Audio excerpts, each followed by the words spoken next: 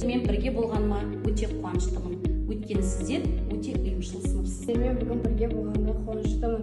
Мен өзімді бақыттымын. Мен бүгін сендермен бірге болғаныма қуаныштымын, өйткені сабақ қызығырақ. Оқушылар, бүгінгі біздің сынып сағатымыздың тақырыбы адал азамат, адал еңбек, адал табыс. Қараша айы әділдік пен жауапкершіліктің дәйек сөзі, әділет пен ақиқат адамдықтың белгісі. Енді оқушылар сабағымыздың бастамасы бұрын бейне материалға назар аударайық. Менің ойына қазір мен сіздерге сұрақ қоямын, сол сұраққа жауап берсеңіз.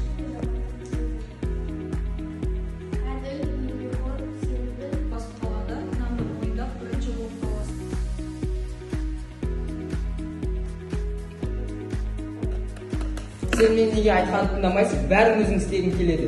Мен тек уақыт жетпейді деп ойладым, сондықтан шешімді тез қабылдадым. Сен мені мүлде құрметтемейсің. Екеуің де ашуланып тұрсыңдар. Бұл ұрысқа айналып кетуі мүмкін. Мен енді сенімен мүлдем сөйлеспеймін. Жарайды, маған да бәрібір. Бұл шешім екеуіңе де зиян тигізеді, достық бұзады, көңіл қалады.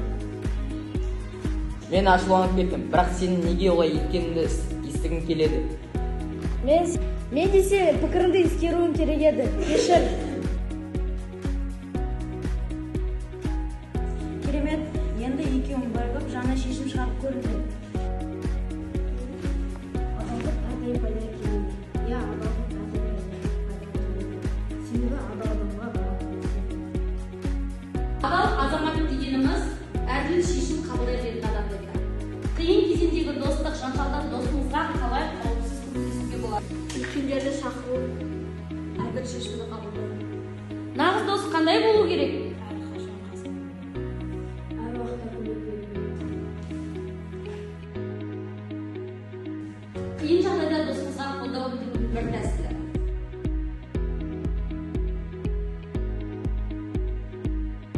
Егер жанжал төбелеске айналуы мүмкін болса, не істеу қажет? Тоқтауға тырысу, бірақ өз қауіпсіздігіңді сақтау. Егер ешкім көрмесе де, сен шындықты айтар ма едің? Өз еңбегіңмен тапқан аз табыс көп, бірақ әділетсіз табыстан бағалы деп ойлайсың ба?